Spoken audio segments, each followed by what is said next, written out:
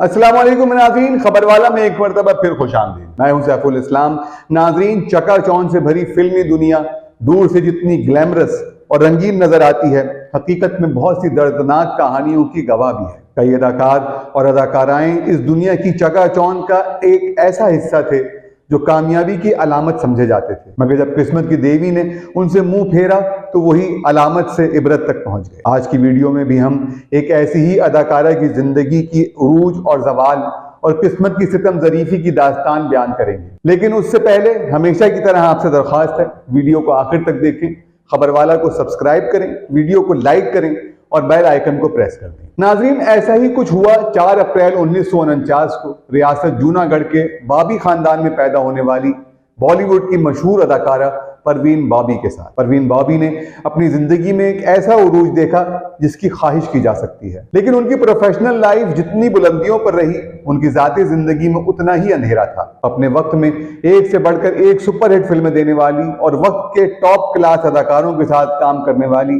परवीन बॉबी ने जब इस दुनिया को अलविदा कहा तो उनके गिर्द तन्हाइयों के सिवा कुछ नहीं था। परवीन ने अपनी इब्तदाई तालीम mount Carmel high school Ahmedabad से की और बाद में सेंट जेवियर कॉलेज अहमदाबाद से अंग्रेजी अदब में मास्टर्स की डिग्री हासिल की। उनके वालिद वली मोहम्मद बाबी जूनागढ़ के नवाब थे। उनके आबा और अजदाद गुजरात के पठान थे और बाबी खानदान का हिस्सा थे। वो अपने वालिदैन की इकलौती औलाद थी जो उनकी शादी के 14 साल के बाद पैदा हुई थी। दौरान तालीम परवीन बॉबी की मुलाकात मशहूर फिल्म डायरेक्टर B.R. इशारा से सेंट जेवियर कॉलेज में हुई, जहां परवीन बॉबी MA इंग्लिश कर रही थी और बाबूराम इशारा ने उन्हें अपनी फिल्म चरित्रा में कास्ट किया। यूं परवीन बॉबी ने बॉलीवुड फिल्मों में डेब्यू किया।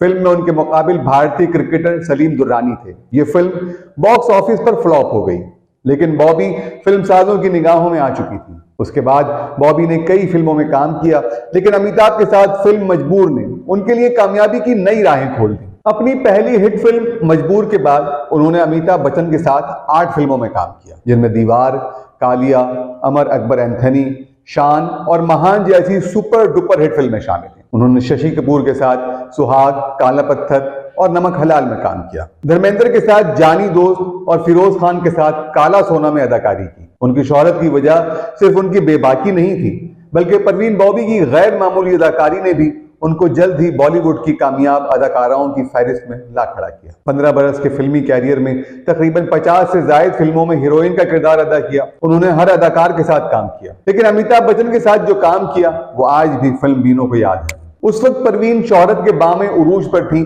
जब अमरीकी जरीदे टाइम के सरे वर्क पर उनकी तस्वीर शाया हुई, और ये उस वक्त किसी एजाज से कम नहीं था। फिल्म साज, सहाफी और शायर परितेश नंदी के कहने पर 1984 में परवीन बॉबी ने the illustrated weekly off India में एक याददाश्त लिखी थी, जिसमें उन्होंने लिखा, मेरा कैरियर इससे बेहतर कभी नहीं रहा। मैं नंबर 1 रेस में हूं। मुंबई में ऐसी कोई फिल्म नहीं जिसमें परवीन बॉबी ना हो, लेकिन मेरी इस कामयाब वापसी पर लोग हैरत ज़दा हैं। लोगों को लगता है कि ये सब किस्मत है। मैं आपको बताना चाहती हूँ कि इसमें किस्मत का कोई दखल नहीं है। ये खून, पसीना, आंसू और एक टूटा हुआ दिल है। ताहम इस दौरान मुझे ये मालूम हुआ है कि शोबिज़ में रहना भी एक जिद्दोजहद है। इसके अपने प्रेशर और चैलेंजेस हैं। मैं इसमें इतनी धंस चुकी हूं कि अब मुझे उसे झेलना ही पड़ेगा। परवीन बॉबी अपनी पेशावराना जिंदगी में एक कामयाब स्टार थी, लेकिन उनकी जाती जिंदगी का खालीपन आखिर तक उनके साथ था। उनकी मोहब्बत की कई दास्तानें सुनने को मिलती हैं, मगर वो सब नाकाम रह गई। पहले अदाकार डैनी, फिर अदाकार कबीर बेदी उनकी जिंदगी में आए, लेकिन दोनों उनसे वफा नहीं कर सके, जिसका उन्हें शदीद दुख रहा। उनकी जिंदगी में आलिया भट्ट के वालिद महेश भट्ट भी आए। 1977 के इख्तिताम में शुरू होने वाला ये मोहब्बत का सफर कुछ अजीब था, क्योंकि महेश भट्ट उन दिनों फ्लॉप फिल्म साज तो थे ही, साथ ही पूजा भट्ट के वालिद और अहलिया के शौहर भी थे, लेकिन फैमिली को छोड़कर परवीन बॉबी के पास दौड़े चले आए। लेकिन शायद यही वो वक्त था जब परवीन का सूरज गुरूब होना शुरू हुआ। महेश भट्ट के साथ रहते रहते परवीन जहनी बीमारी का शिकार हो गई।